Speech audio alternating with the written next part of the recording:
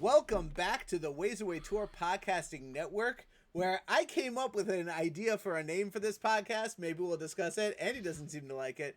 No, oh wow, Andy and Nati don't seem to like it. But, so it is still the unnamed Deep Space Nine recap show. My name is Moshe Hill, and we're going to need to bring in that wall 5 meters and move the bar to being compliant with the new station regulations, along with Andy Schwartz and Nati Burnside. This is Season 1, Episode 8, Dax. When you live on the edge of the universe, the unknown is your enemy. Dax! Full station security alert. We have a hostage situation. But what you fear isn't always on the outside. Fugitive Dax is charged with the murder of my father. Sometimes it's right on board. Talk to me before I have to let these people take you. Tell me what you want. They're boarding a ship. Engage tractor beam. On the next exciting episode of Star Trek Deep Space Nine. All right. I think Dax spoke as much in that promo as she did in the entire episode. She did not speak much this episode, and it's essentially a Dax episode. Yeah, she was it 2 lines the entire time. She was just sitting there quietly while her fate was being decided. What makes you think this is a Dax episode? Was it the title that tipped you off? All right. And by the way, it's so ridiculous, by the way, that they just titled the episode Dax. Well, I mean, it is about the Dax symbiote, you know? Yeah, but it's not like the first episode about each character is named the character's name. Maybe it should be. So ridiculous. Come up with a better title. My God. I do also love how they have to have in the opening moments an explanation why O'Brien wasn't there, because I guess like if O'Brien was there, then he would be put on trial for no reason. Like, yeah, that was my first thinking. Like, he can't suffer if he's not there, so they have to let you know he's not here. Also, what are the odds that O'Brien would be going back to Earth? I don't know why they wrote it this way, but O'Brien goes back to Earth to celebrate his mother's 100th birthday, and the Arbiter's name, the Arbiter is also 100 years old. Like, Coincidence. When they were writing that, I think like, not. it just seemed like very odd. And then it was like, wait, is this O'Brien's mom? Like is O'Brien's mom Bajor? Like, why do they have to make those two people, like, 2 times they reference somebody who's 100 years old?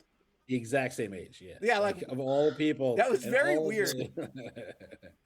Nazi's like, look. I don't know if we ever actually get like a good.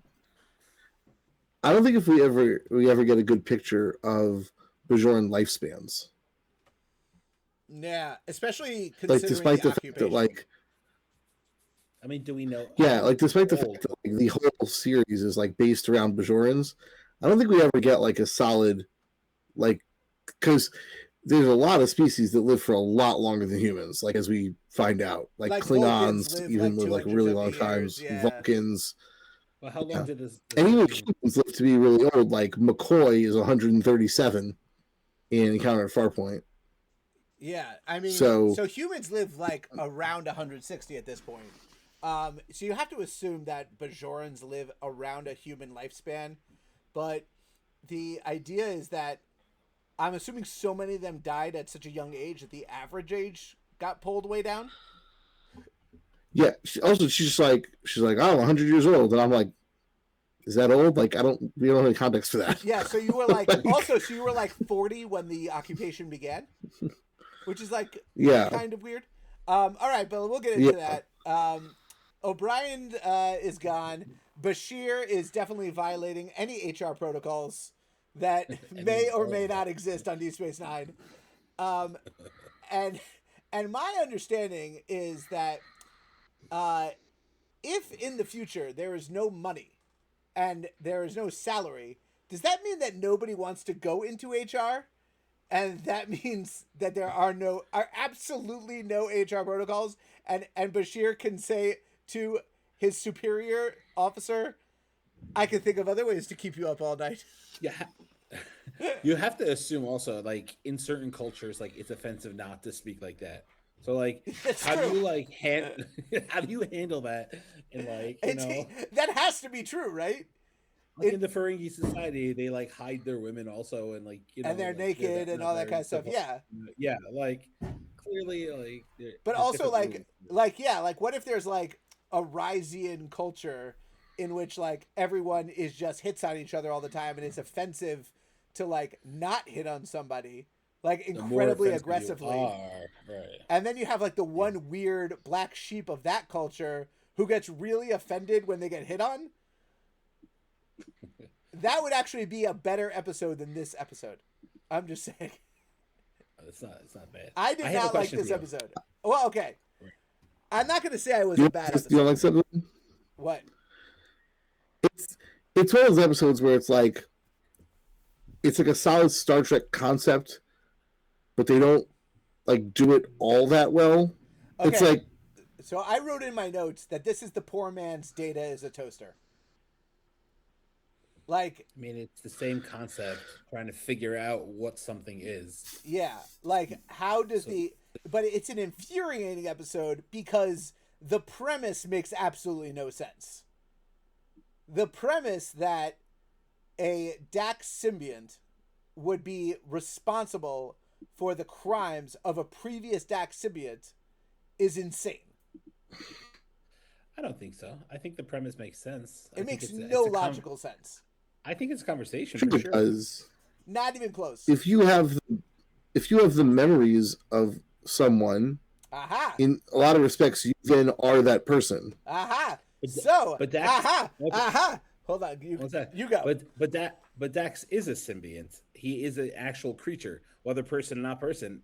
Dax is still alive, and Dax like is the problem. Yeah, but Dax is just memories and emotions or whatever. It's not actually physically doing anything.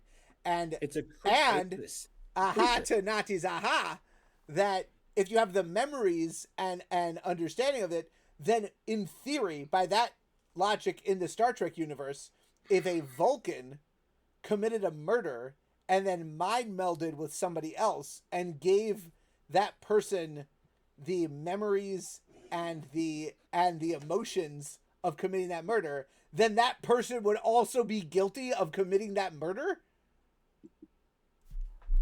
That doesn't make any sense. That's not first person. That's not first person though. It's still the memories. But you're putting your memories. You're putting your memories in someone.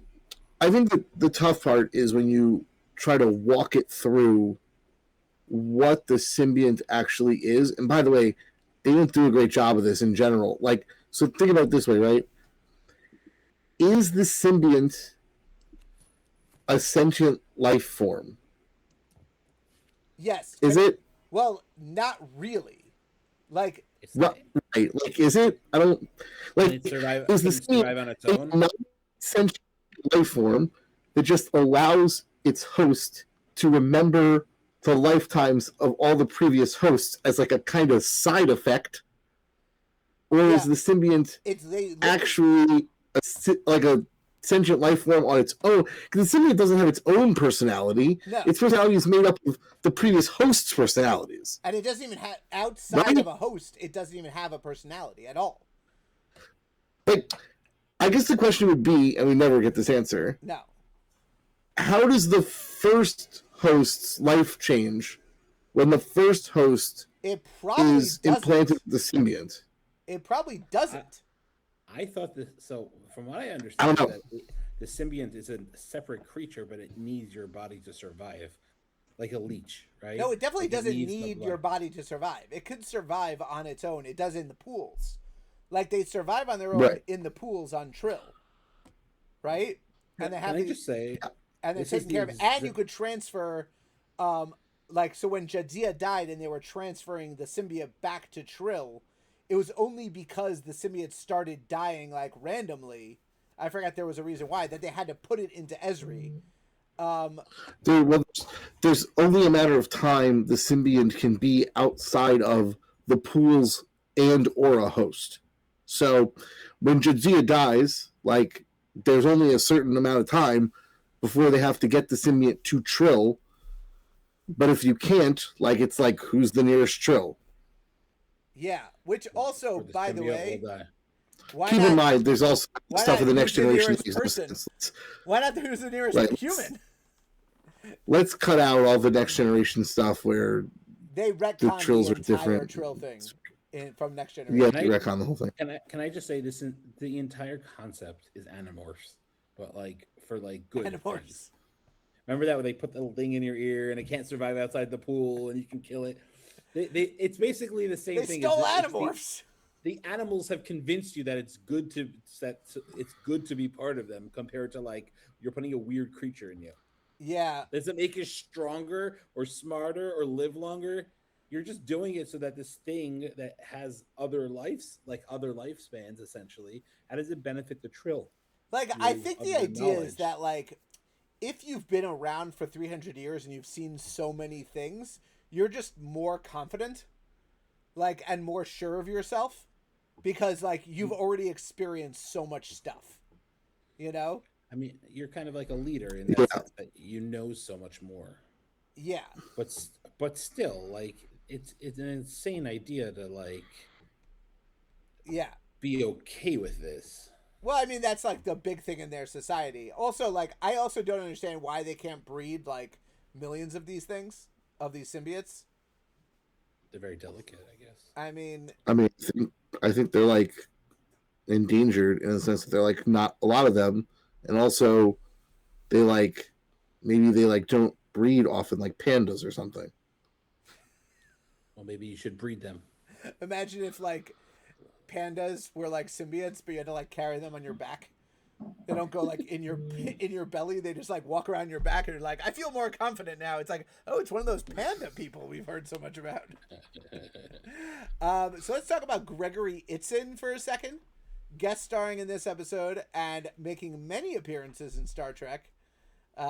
Guest starring episodes, but I will always remember him. Who watched 20? Did you guys watch 24? Sure. When it was on? Not really. You never did, Nati. Okay, so do you remember him as President Charles Logan? Literally the worst president ever? Andy? President Logan? No. Yeah. I think I remember. So he was like... So, yeah, like there was Yes. Yeah. He was like... He always plays the bad guy. He was like the worst president. He was incompetent, and then the next season he was evil. Must and have like, Democrat. yeah. So it was like I always see him about that. Bashir waits way too long before reacting to Dax getting kidnapped. He's like staring at it. He's like, what's going on down there? Shouldn't his first thing have also been like ops? We have. I know. It's secure. While he's running, security. You can do two things at once. You can do two things at once. I know. Yeah. And then he's like fighting with the security guard, and then stops when he realizes she's a woman, which seems to be. Was that what it was? Because I was wondering what it was. Yeah, I thought it was just he like, sees that it's a woman, and so he doesn't punch her, which seems to be a recurring theme in this episode, where men are going to punch someone, but then they realize it's a woman, and it's like, well, I can't punch you because you're a woman, which I have to say is pretty sexist. I think you should punch. I mean, come on. A real man would punch the woman. Exactly, like Walker did in Walker, Texas Ranger. Wait, I have how many times questions. did he punch women? Yeah. Okay, so at this point, what position is Dax, and what does she do? She's the science. She's the science officer. Like in charge of like for the station essentially. Yeah. Okay. So she's there the entire time, and she's the science officer. Also, I think she professionally gets hit on. She enjoys being a woman so much because she hasn't been a woman for 80 years. Very fluid. Yes, and so I think she really enjoys being a woman getting hit on for the first few seasons. If the Dax is a lot to recommend, like, I'd rather be a woman this time, you know. But the weird thing is that she's been a woman for 28 years, right? Yeah. It's just the symbiont hasn't been a woman for a while. Correct. So, like, the whole thing is weird. You would assume that she got hit on before she became Dax. Yeah, but now she's got the confidence, and she knows how, because Curzon was such a ladies' man. Yeah. She knows it from the other way, like how to react to the man. I guess she just finds it like humorous to be hit on all the time, because she likes a challenge. She definitely wants a challenge. Well, I think she also like thinks it's just clumsy, because literally like Curzon was such a ladies' man. Like Curzon is out here betting married, generals' wives, and in the middle of war. In the middle of a war. You know? And he knows how to get it. Curzon is like a major stick man, and like you got Bashir coming here and be like, your eyes are beautiful, and Dax is just like doing everything she can not to laugh at him. Let me tell you about the medical Starfleet exam.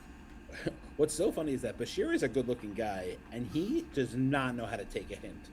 No. He is just like slathering it on, like laying it on. Every single woman. Like, you think he would realize like when to get a hint. But he's a doctor. He's good. Like I'm just surprised. Like he's got to try so hard. At least it kind of works, right? Like he gets like you see like when the last time we saw him like hitting on the Bajoran girl, and then later he's dating Lita for a while. Yeah. Like it obviously works. It does work. Yeah. It's interesting. He gets to date floating, paraplegics sometimes. So if Nati can't wait till we get up to that episode. God, so much. Melora. So why didn't they beam onto their ship?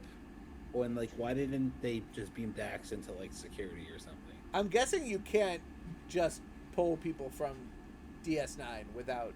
Well, I'm sure that there's like, some kind saying. of. Like I know they took her comm badge, but they could still see. Okay, there's 4 people. Let's just beam them all to like. Is that not a thing? I'm assuming that like there's Nati. transporter blocks. Nati, come on. I think it's more. I think it's more that they might be like traceable or something. It seems like they're trying to steal Jadzia in like secret. Yeah, they're not really good at that though. No. I mean, also, not. they have like DS9 has to change its security protocols. They would have gotten away with it, by the way, if it wasn't for Bashir, obviously. If it wasn't for those kids. It wasn't that dumb kids. Meddling kids. But like the security protocol, did they not update the security protocol since the Cardassians left? I don't know. Like, are they literally the exact same thing the Cardassians have? Clearly not the code. I mean, but I do love the Kira line that it compromises Bajoran security, but also annoys us. Classic. I love Kira. You don't want to get on her bad side. All right. I love that they send Odo to this. I love that they keep sending Odo to like to this planet to like do this gumshoe like work. Yes. And it's always great because like Odo's just like walking into places and him being like, "Hey, I'm this guy from this place, and here's what's happening. You don't know about it, but somebody's trying to do something, and like, can you talk to me about something that seems rather important that somebody probably should have asked you about 8,000 times, and like maybe you've just like been lying about it, and maybe you could just tell me the truth." Well, okay, so here's the thing. You don't know who I am. It is. Like, that's one way to do it, I guess. They do explain away why this is happening now and not like 30 years ago. Like, right. They do that one line of exposition, which is just like where, and they're getting it right out of the way. And I love Anne Haney, I think that's her name, or like I think that's how I pronounce her name because I wrote it down. Who I know from Mrs. Doubtfire and Liar Liar. But I do love her in this episode because I really wish she would like show up more as like an arbiter for like. That's a great. Yeah, she's really good. But I do love how she's just like, yeah, what's going on? Why did this take so long? And it's like, oh well, it was military files. It was a secret, so like they just released them now. It's like, all right, that makes sense.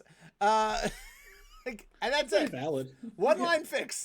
I love one line fixes.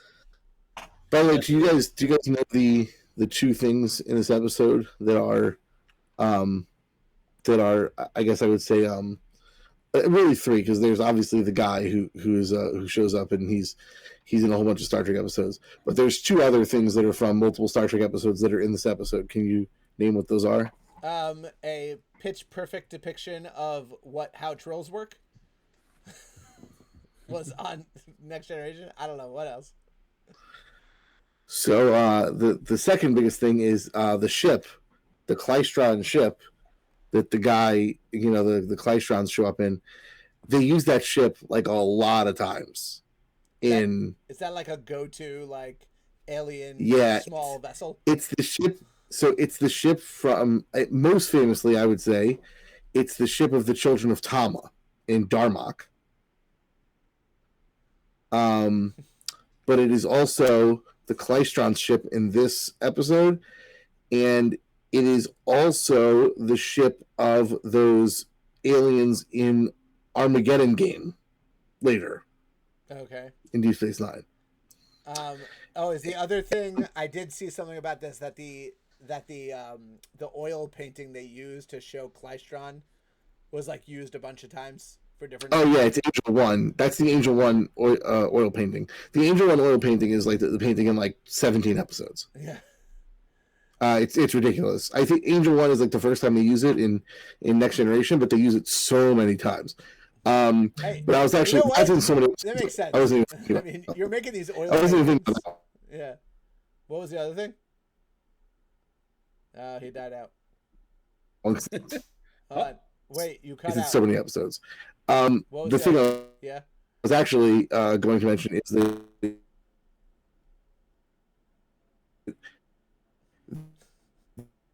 this is the last.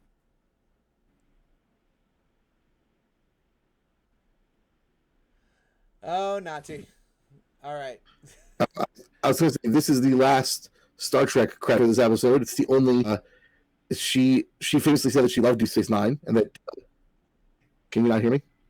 Okay, now we can hear you. This is the last what?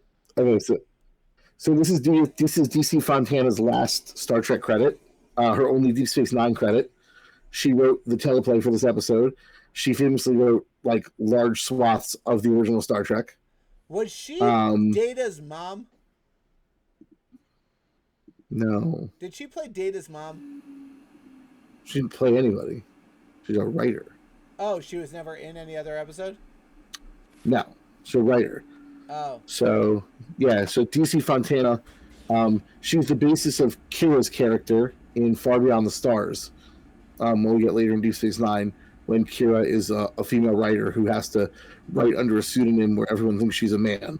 That is what DC Fontana was when she was writing for Gene Roddenberry for the original Star Trek. The network would not have accepted a female writer, so Gene Roddenberry had her write as DC Fontana, and they just assumed it was a man. And she wrote large swaths of the original series. She has some Next Generation credits too, but this is her only Deep Space Nine credit, and it's her last Star Trek credit. Cool. Very Thanks nice. for the information. Quick question about Klaestron IV. I was gonna ask something. Why Is do your they question have... Your question isn't how close is it to Bajor? Because of the time difference between Odo going back and forth, it literally has to be maybe touching Bajor. I know. So why is it? Why does Klaestron IV have a treaty between the Federation and Klaestron IV that allows for unilateral extradition? Without questions, just randomly show up on a ship. You can break just in, show up and just take anyone you do want. whatever you want. Yeah. What happened there? I don't know, especially because of how close it is to Federation's base. Obviously, it's obviously right next to Federation's base. It has to be right there, and it's not like they're oh yes, after the Federation Klaestron War, we had this thing. It's nope, they're literally never mentioned before and never mentioned again. It bothers me so much because it's such a thing that if you want to say they slipped it into their contract or something, when they were working with the Federation, but at the end of the day, it's ridiculous. You can't break into the ship, break all the protocols, capture and beat the crap out of people, and then just be like, "Oh, by the way, we have a treaty." Like, It's insane. It's literally Yeah, insane. my favorite thing is so they get caught, right? And then like they're like the Sisko's office, and the guy's just like, well, here's my paperwork. I'm sure it'll be in order for me, breaking into your station, kicking the crap out of a couple of your officers, and attempting a kidnapping. Like, You're like, what? Like, once again, you got paperwork for that? This is seems Deadwood wrong. in space. This is Deadwood in space. It's literally like a marshal from like another state, from another state, coming in and like going to your town and like taking somebody, and like your marshal is like, what the hell? Like, you can't do that. This is the entire thing of DS9. what it was the is Wild that West. they wrote the show, and then they were like, "We need 10 more minutes. What can we do?" I know we gotta Kidnap actually her do and the we'll get it. kidnapping. I know. That's basically It is crazy that they try to kidnap her and like get all this. Also, another crazy thing. Why do they need to use Quark's bar for this extradition hearing? I had the same question. Also. This is before they had the wardroom set. They like literally the only reason is they don't have the sets. And also the weird thing is, like, if you were like, okay, let's just say you have an excuse in universe for why you don't need you don't have a wardroom set, right? Or the wardroom's not available or whatever it is. But like Quark should be like, hey, I got holosuites up there. Why don't you use a holosuite instead of shutting my bar down for a week? Like, fit a baseball team in there. Yeah, like, and also in the universe, that's the in-universe question. Then there's the out-of-universe question, which is just like, you can literally take any set and just say, we're in the holosuite now. The promenade is bigger. Just take a section of the promenade. Like, it's a circle. Go the other way. You could mark it off or something. I don't know. Like, you rent out that Bajoran chapel, like not during services. Insane how but you could even just say, oh, we're just going to use the holosuite and then just like make it look like Quark's bar, and then like say like, oh yeah, we just like decorated it this way to make it seem like it wasn't a Federation thing or a Bajoran thing or whatever. Like, why do you need to actually use Quark's bar? There's a bunch of times in the early seasons when they're just like, well, Quark, we're going to have to use your bar. And Quark's like, okay. And you're like, how? Isn't the station gigantic? Don't they have other spaces? They have no space. There's no like there's no multi-purpose room of some kind. This is literally a no space station. Here. This is literally a no space station. It really is. There's no spots to do anything. It's absolutely nuts. So what's really crazy also is like you see things like in the episode with the other Elorian guy, and he opens up like the competing casino to Quark's. There's like an open space on the promenade he like rents or whatever that used to be some other store, and it was like vacant, and it's like 2/3 the size of Quark's first floor or so, and it was just sitting there. Where were there any other spaces? Well, that was a clothing store. What's so funny is that they could have used it's like they can get to Klaestron IV, they can't get to Bashir in time. Like, we want to make this as quick as possible and not deal with it. What does he say? Like, he wants to deal with this, like, not with Bashir. Yeah. Well, like he wants to stay on the Federation station because that's where his documents are good. He doesn't have any agreement with Bashir, which makes no sense because Bashir and Klaestron IV are, I think, orbiting each other according to the distance during this episode. Klaestron IV is the moon of the. Yeah. It's actually in my Nitpicker's book. There's a whole like breakdown of like how long it takes for Odo to go back and forth, and it's like it must be literally Klaestron IV must be like 2/3 closer to Bajor than like the Alpha Centauri is to Earth. Like, that's how close they have to be for it to make any sense for like how quickly these people come back and forth between these planets and the space station.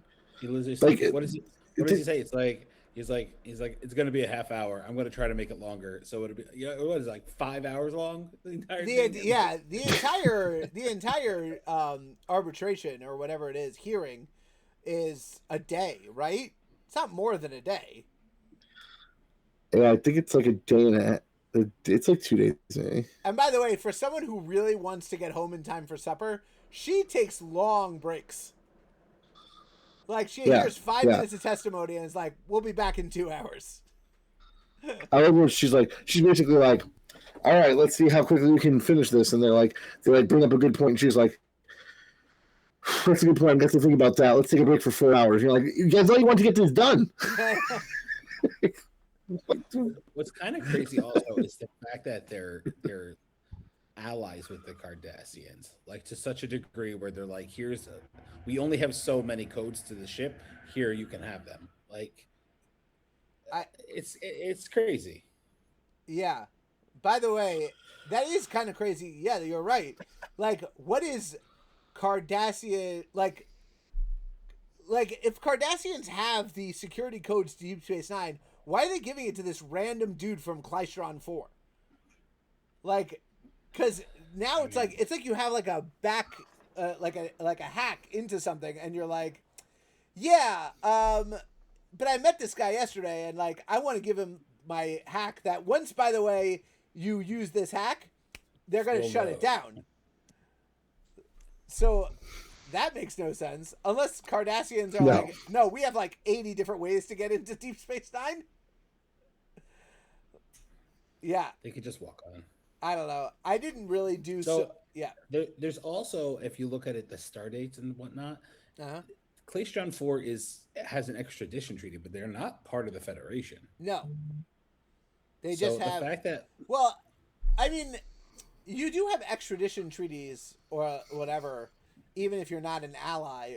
But the idea is having a unilateral extradition treaty where you could just go in and take somebody. Right, that was crazy. That's the craziest thing. It's not like they showed up and presented Sisko with a warrant. Yes. Like, that would have like made some sense. And they're like, hey, you've got no choice but to abide by this warrant. And then Sisko's got to be like, oh, shoot. And then he's got to be like, oh, wait, Kira, like, why don't you do something? Because you're like the Bajoran government. And Kira's like, I got you. And they're like, shut it down.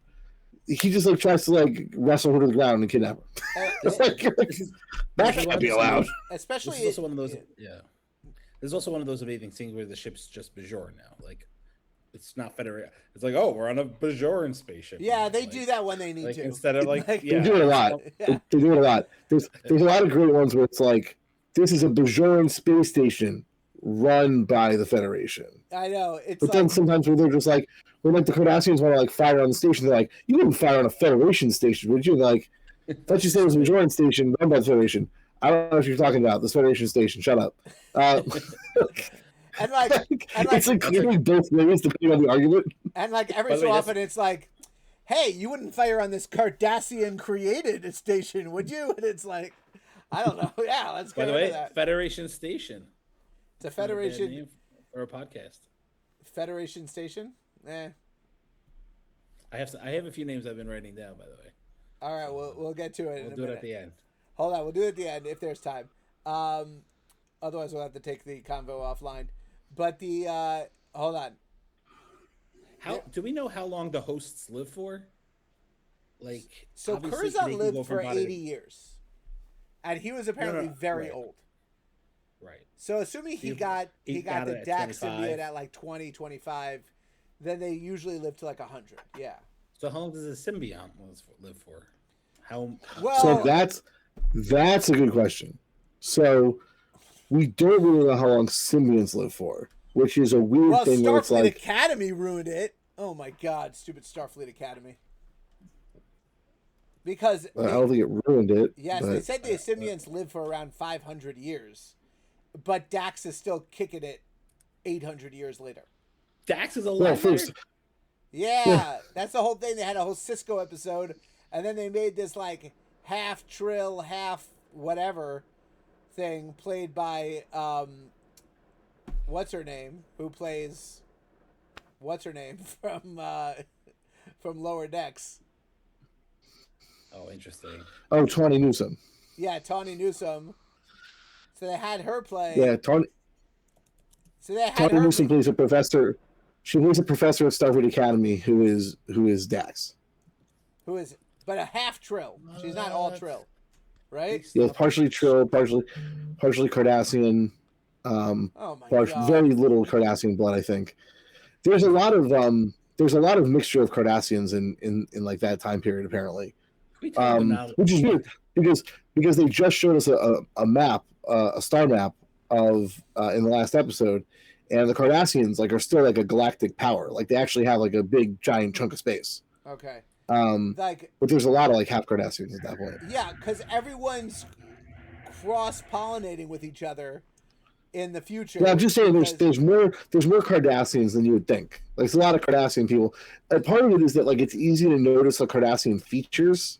Like the neck things go away. They don't have the neck things, but like the lines on their faces and like the spoon head, like the spoon will go away a little bit, but like the two like things over here, and then like the curves like under the cheeks, like those they get like really subtle, but you see them in a bunch of people. By the way, in Star Trek, Sisko only dates black girls, but like in the future, everyone from every race and every species is having sex with each other. It doesn't. Yeah, it's really ridiculous. And what it does make sense also. How does that work? Well, but even in like the 24th century, they're able to like they have basically like medications and like hormones and stuff you can take so that you can breed between species. So obviously you fast forward that like 700 more years and it's like, you know, there's the lines there are going to be like virtually zero. Yeah, but you're talking about a period of time that takes place right after the burn, in which everybody was on their own planets for 150 years. It makes absolutely no sense that there'd be this much interbreeding. Well, but you don't know how long ago that happened, that interbreeding happened. More than 150 years ago? I mean, think about even like, let's say Worf and Dax had like I don't want to get into Starfleet Academy. I'm not doing this. I mean, bonkers. I'm not doing this. This is ridiculous. I'm reading Memory Alpha. This is ridiculous. It's just crazy. All right. So Anina Tandro is confronted by Odo about the affair that, you know, classic Curzon, by the way, sleeping with his friend's wife. That guy's nuts. So she's talking all about how her husband was like not that great and like he kind of sucked and everyone treats him like a great guy. And for some reason I kept thinking about the Dark Knight line, you either die a hero or you live long enough to see yourself become the villain. And that's a great line. So Nati, Andy, like maybe you can explain this to me. There was a civil war on Klaestron, right? And the general was like part of the, I guess, the establishment. And then there were the rebels. And then the general. No, no. Her husband is the rebel general. Yeah, the rebellion general. Okay, so who is he giving He's information the leader of the to? rebellion. So yeah, he was the leader. So who is he giving information to? The general, the like fascist government. He's trying to make peace so that people stop dying. And then the fascist government killed him. Yeah, it like backfires. At the end, we learned that he's the one who passed the information and murdered him. And in the end, that's what happened. So he passed along information, trying to make peace, or trying to like save his own skin. Basically, yeah. He's like, he's a collaborator. Yeah. And then he got killed, and then he became a martyr. Right. He becomes a martyr, and his martyrship turns the rebellion and reinforce. Even though the rebellion was kind of dying, partially because he was betraying them, but people didn't know that. But then his martyrdom turns the rebellion around, and the rebellion ends up like with like more vigor, and then defeats the fascist government, and he becomes like the big martyr, like figurehead of like how we overthrew the fascists. But the whole thing's a sham because he's really the collaborator in the beginning. Do we know he was the collaborator? Like, yeah. He was the one who was betraying them and giving up their military positions or whatever. Well, that's why they were able to win after he died. Yeah. It was a combination of their re-imbued vigor for the war, but also the fact that their leader wasn't betraying them. I know. It helps. It was, yeah, when the leader was shaving points, it was not helpful. So basically, like, you have this whole explanation about what it's like to be a Trill host, and then they're like, well, is the person responsible? Is it not responsible? Forget about that. We don't want to answer this question. Let's bring in the widow and basically stop this. We were too close to having a response to the question that this whole episode is based on. So instead, let's abort and have something that supersedes the whole thing so we can have the discussion some other time. It's crazy, right? Yes, it's pretty funny. It would be like if the Data Was a Toaster episode was about them looking for a toaster, and they're having a whole discussion about whether Data's a toaster, and then near the end of the episode, someone walks in and is like, I have a toaster right here. They're like, oh, okay, like adjourned. I know. It was such a weird. That's why I don't think this is a bad episode, but this is an infuriating episode. Like, this episode pissed me off so many times. It left me with more questions than answers. Yeah, the problem is there really is no good answer. Like, it kind of does make sense that, like, you should theoretically be able to, like, make the symbiont pay for its actions. No, but, like... It does. It does. It does in some ways. The problem is that, like... Yes. Well, the weird thing is the Trill obviously don't consider this true, because there was literally a Dax symbiont that was a murderer. And they're like, let's just put it into a new host. Yeah, but that was them trying to cover up the crime. Yeah, but it's not like... But they didn't have to cover up the crime. They could have just executed the symbiont. The Trill obviously don't think that the symbiont is responsible. So I think the biggest problem here is that we don't know enough about the symbiont itself and whether or not the symbiont is sentient. Well, it's a good thing we bring in an expert that basically has no areas of expertise. Like, they bring in this, like, expert guy, and they're like, what qualifies you as an expert? I'm Trill. All right, I accept you as an expert. Like what the hell? It's not like he worked for the Symbiosis Commission, or like... What makes you an expert on these worms in your stomach? Well, I've got a worm in my stomach. Okay, solid. Step one, accomplished. Done. She accepted. I feel like there's a deleted scene there where they like asked a couple more questions. Are Trills like knowledgeable like humans, or are they more like Vulcans? Like, how smart are they on that scale? If she has like 7 doctorates, like a master. Well, I think that's part of it. Is that like your only the best like your joined Trill like officers would be like super like valuable. Because you're talking about like so much wisdom, like jammed into like one person. You're only taking the best of the best of the best with honors. With honors, sir. With honors. With honors. But Into then how do they allow? Program. How do they allow them to join Starfleet? Because people in Starfleet get killed all the time. Like, shouldn't they like? That is an excellent question. So I've questioned that for a long time. I've always been like, wait a second. You guys don't have that many of these symbionts. Right. But you're going to put a bunch of them random, like, and then have them be in people that like could easily die? Well, that sounds here's dumb. Also the thing, they do want the symbionts to have like a wide breadth of experiences. So put them like in a safe space. They literally like one of our previous hosts is like a dancer. Like, not everyone is like like a scientist or like an engineer or like an ambassador or whatever. Like, Curzon's like, what was he? Yeah, but also keep in mind one of her other past lives was somebody who was a shuttle pilot who died in a shuttle crash. So that dodged a bullet there. Well, I also think that the symbiote is like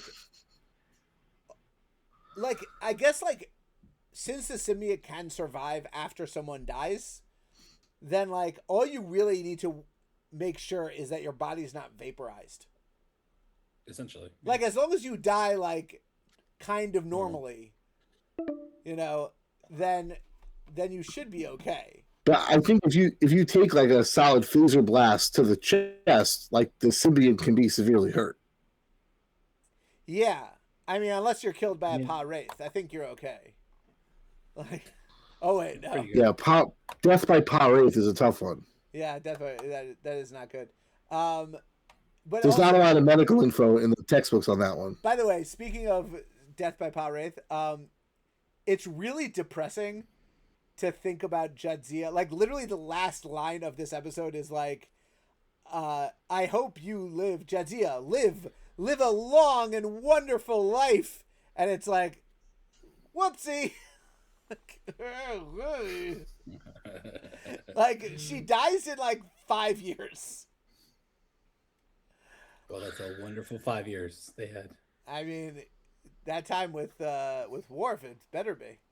But yeah, it's like kind of depressing that like Jadzia, like everything's kind of tainted, like regarding Jadzia because she's murdered. It's kind of it kind of sucks. We have a few years for that though. We got some time with her before then. I mean, I'm looking back over notes. Any other thoughts on this episode? No, it was a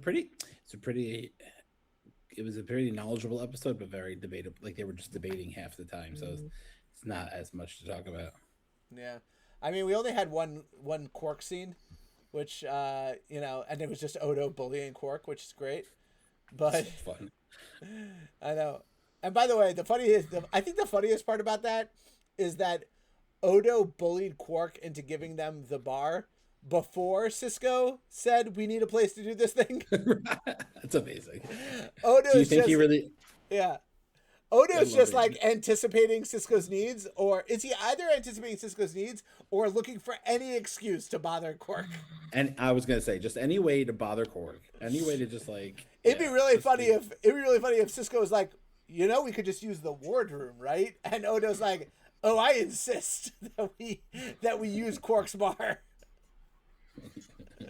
Like just for the fun. By the way, classic Odo walking in and making making up the regulations about with the walls and the whatever. Remember a couple episodes ago when Odo was like, I don't know how to use pretense? Yes. Entire conversation. Odo walks in, pretense. So what a weird comment that was in that episode. So it's interesting that in all the other series, so like in Next Generation, when they do like an individual episode, like they go into like different stories, but in of the like, oh, here's like a Troy story, or here's this story or that story, like, but in Deep Space Nine, when they go into the episode, they like explain the species a lot. Like, so all Dax episodes are like kind of explaining how Dax works. Like, and you just learn more and more about how Dax works. And a lot of Quark episodes are like, this is how Ferengis work. Yeah. And same thing with a bunch of like later Bashir episodes. Like, this is how like they don't really explain too much. They go deep into it. Yeah. So I don't know if you would consider it to be like an arc or like a or like a recurring storyline, like trying to explain how Dax works. But I mean, they had to like retcon TNG, like basically. So this is like a let's retcon TNG episode. Let's do like they do like the court case episodes every so often. I mean, but it was infuriating because the subject matter was like kind of ridiculous. Yeah. I'm Quark, son of Keldar. What? I love that one where he's like, I'm here to challenge, like, whatever, son of whatever. Yes. It's good. So good. Oh, man. I can't wait to. Some of the Ferengi episodes are actually really good. I love the Ferengi episodes. Okay. So, any other thoughts of this episode before we hear some podcast name suggestions? it's funny because it's like Brunt. I don't really like. Nati does not like Brunt. I love Brunt. What are you talking about? All right. I think Brunt makes episodes more fun, but I don't like Brunt specifically. I'm going to give you my top 5. You have 5? I have a bunch of them. All right, let's hear them. I'm working on them. Okay, so I'm going to give you some of them, and you let me know. Pa-Wraith Problems. Okay. Trekking the Station. Okay. Now here's some better ones. What are you expecting? Applause? I'm expecting. Yeah! I lost my earbuds. That was so ridiculous. And it was like, here are the sacrificial lamb names I came up with. Quark's After Hours. Quark's After Hours. I like that. I like that. And then this was my favorite, Beyond the Wormhole. Beyond the Wormhole? Okay. It's a play on the episode, Through the Wormhole. What, and Far Beyond the Stars? Yeah, I was trying to look at the episode names and kind of go based off of like what we do. Far Beyond the Tours? We're not getting any tour Beyond the Wormhole. Like, no. Yeah, okay. What else you got? So, not many more. No, I thought you said you had 3 more. DS9 Deep Dive. Oh, okay. That's not good. No, I don't Nati, do you have any? Sure. Well, I didn't actually tell you guys to do this. Defiant Discussions. I don't know why you don't like the Vedic Assembly.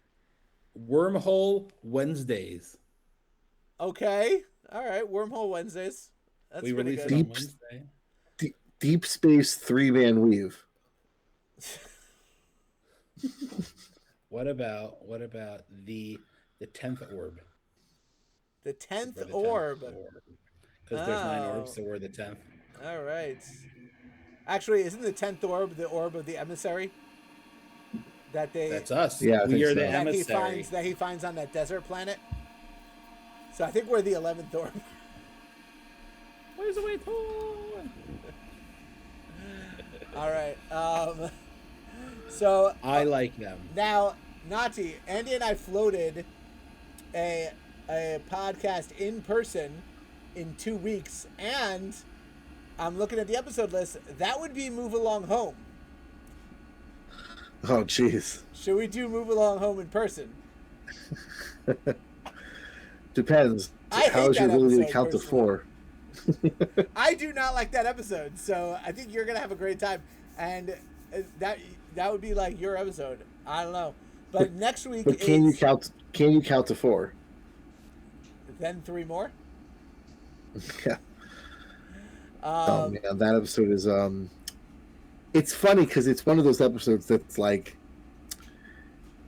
what's the best way to describe it? It's like it's not a good one, but it's what's like the best way to describe this? It's so memorable that like, you know, when like Lower Decks comes around, like you're like, oh, that's gonna be on Lower Decks. Yes, it is. Because it's so memorable that you're like, no one's forgetting Move Along Home. Oh. Like, God, that's it'll be insane. Can't forget Move Along Home. All right, so. Oh, I've always wanted to stuck in a Waddy board game.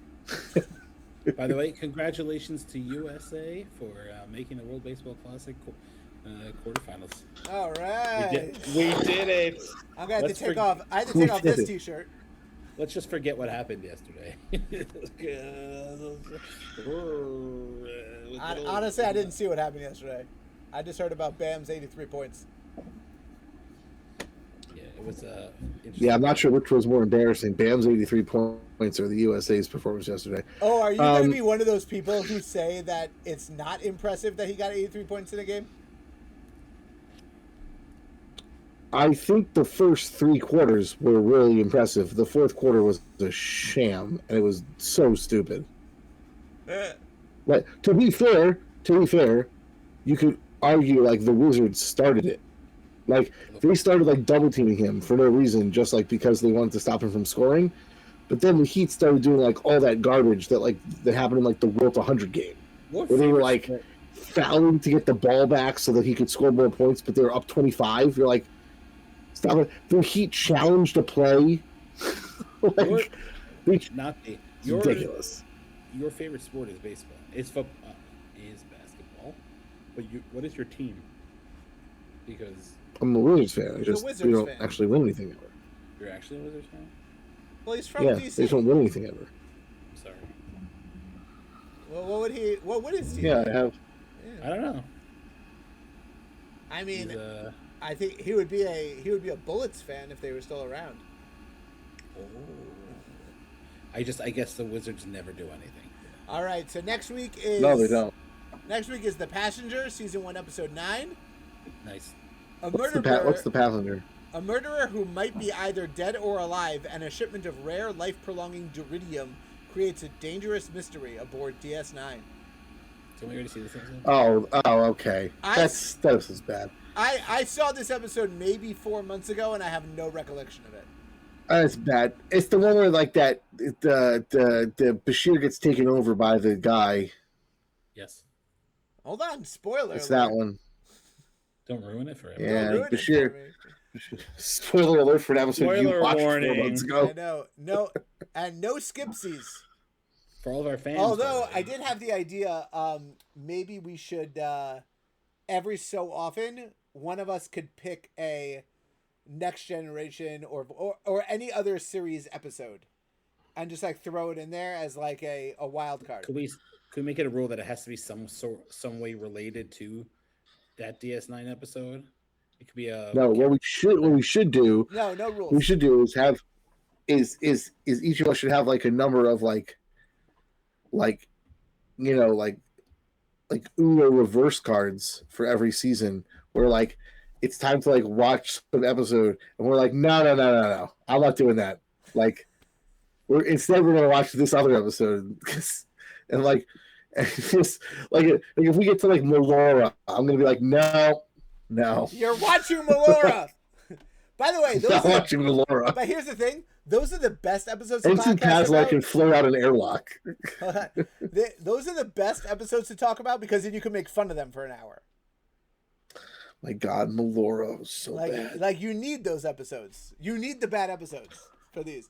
Like the worst episodes are the mediocre ones. The episodes. But Melora is not bad in a fun way. It's not like Move Along Home. Oh, we'll make something. it bad in a fun way. We'll figure out a way to make it bad. Melora is bad in like several bad ways. Well, we got to figure it out. That's the challenge, buddy. But I think every so often we should have like a wild card episode where one of us picks. We'll figure out the rules to this and a name. I like Quark After Hours. I think that's pretty good. For the record, I think when I did my D69 rewatch the last time, it might have been the only episode I skipped. All right, this Maybe. is going to turn off in 3 minutes. So, gentlemen, it's been a pleasure. indeed. See you next week.